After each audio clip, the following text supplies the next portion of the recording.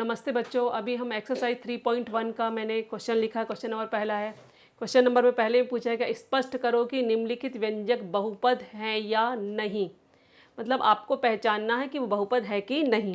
ठीक है, तो हमारे पास कुछ क्वेश्चन लिखे गए हैं और मैं आपको पहला क्वेश्चन जो है वो है y + 1/y दिया है।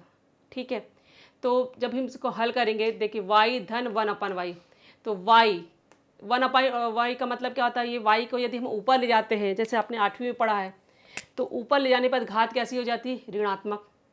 ठीक है, तो जब घात कैसी हो गई, यहाँ पे ऋणात्मक हो गई, तो इस व्यंजक में y क्या है, चरांक है ना, तो इस व्यंजक में चरांक y की घात ऋण 1 है और ऋण 1 जो है वो पूर्ण संख्या नहीं है, इसलिए ये बहुपद नहीं है। मतलब हमें कारण भी देना है कि बहुपद है या नहीं, तो फिर क्या कारण है उसका। दूसरा क्वेश्चन पे चलते हैं। दूसरे क्वेश्चन में दिया है 2 - 5 करनी में x। ठीक है, फिर से हमने क्वेश्चन लिखा, जब हल करेंगे 2 - 5 करनी में x। ठीक है, अब 2 - 5 करनी में x का मतलब क्या होता है, x की घात कितनी बोलती है, 1/2। कितनी होगी, x की घात 1/2, और हमें मालूम कि 1/2 भी पूर्ण संख्या नहीं है, तो इस व्यंजक में चारांक x की घात 1/2 है जो पूर्ण संख्या नहीं है, इसलिए ये बहुपद नहीं है। यानी हमें बताना कि बहुपद है या नहीं। अब इसमें चलते हैं। x² 7x + 9, ये क्वेश्चन हमारा दिया है। तो यहाँ पे जहाँ पे सभी जगह x की घात जो है, x के यहाँ पे भी, यहाँ पे सभी जगह हम देख रहे हैं, तो x के जो घातांक है या चारांक x के घातांक कैसी है, पूर्ण संख्या। यहाँ पे 2 है, यहाँ पे 1 है, यहाँ पे 0 है, तो पूर्ण संख्या है, तो इसलिए ये बहुपद है। चौथे सवाल में आते हैं। 2m की घात -2 + 7m - 5। ठीक है, यहाँ पे भी, इसमें यहाँ पे तो घात धनात्मक है, परंतु यहाँ पे घात कैसी है, ऋणात्मक है। तो यदि एक घात भी ऋणात्मक है तो वह बहुपद के अंतर्गत शामिल नहीं होता। तो 2m की घात -2 है, यहाँ पे 7m - 5 है, तो चारांक m में x की घात -2 है जो पूर्ण संख्या नहीं है, इसलिए ये बहुपद नहीं है। ये पहले का 5वां था जिसमें केवल लिखा था 10, तो 10 बहुपद है या नहीं, तो मैं आपको बता रही 10 बहुपद है, क्योंकि 10 यानी x की घात 0 इसमें जुड़ा है। x की घात 0 है, अर्थात x चारांक की घात 0 है जो पूर्ण संख्या है, इसलिए ये बहुपद है। क्योंकि हमें इसके, जैसे मैंने कहा था 10 है, x की घात 0, जैसे आपने पढ़ा x की घात 0 का मतलब कितना होता है, 1, यानी 10 × 1, जो हम दिखाते नहीं हैं। ठीक है, परंतु सभी जितनी भी संख्याएं, सभी संख्याएं भी बहुपद के अंतर्गत आती है, बहुपद मानी जाती हैं। अब क्वेश्चन नंबर 2 है, निम्नलिखित प्रत्येक बहुपद में m की घात 3 के गुणांक को लिखो। गुणांक यानी गुणे का अंक। गुणांक का मतलब होता है गुणे का अंक। गुणांक का मतलब होता है गुणे का अंक, और किसका, m की घात 3।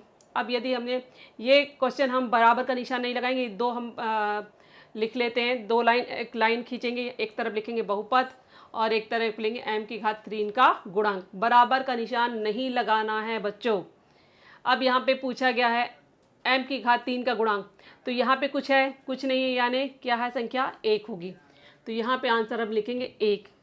अब यहाँ पे देखना, m की घात 3 का गुणांक, m के घात की 3 का गुणांक, तो हम करनी में 3 नहीं लिखेंगे, इसके साथ इसके निशान को भी शामिल करेंगे, तो माइनस करनी में 3, यानी जहाँ पे m की घात 3 है उसके आगे का अंक निशान के सहित। अब यहाँ पे हम देख रहे हैं, तो यहाँ पे भी क्या आ जाएगा, -2/3। तो गुणांक का मतलब होता है गुणे का अंक, और कौन से m की घात 3 के साथ जो गुणे का अंक जुड़ा है उसी को हमको लिखना है। अब क्वेश्चन नंबर जो तीसरा है वो है कि निम्नलिखित जानकारी के आधार पर चर x का उपयोग करके, यानी चारांक के रूप में हम किसका उपयोग करेंगे, x का उपयोग करना है, और प्रत्येक के लिए एक बहुपद लिखो। अब यहाँ पे हमारी 2 कंडीशन दी है, घात 7 हो और एक पदी। ठीक है, घात 7 और एक पदी। ठीक है, तो घात 7 और एक पदी, तो हमारा ऐसा भी बन जाएगा x की घात 7। ठीक है, 5 x की घात 7 ये सब एक पदी है और घात कितनी है 7 है। और 11 x की घात 7, सभी जगह हमें x का यूज़ करना है, ये ध्यान रखना। संख्याएं हम कोई सी भी बदल सकते हैं। 2x की घात 7, ठीक है। तो यहाँ पे एक पदी भी हो और घात कितनी हो 7, एक पद और घात 7। अब दूसरा है घात 35 हो और द्विपद हो, घात 35 हो और x की घात, तो x की घात 35 द्विपद बोला है तो 5x, बहुत से बनेंगे। x की 2x की घात 35, 10x या 10x की घात 2, ठीक है।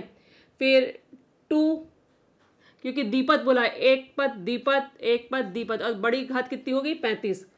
फिर 7x की घात 35 और x की घात 3, x की घात 4, ठीक है।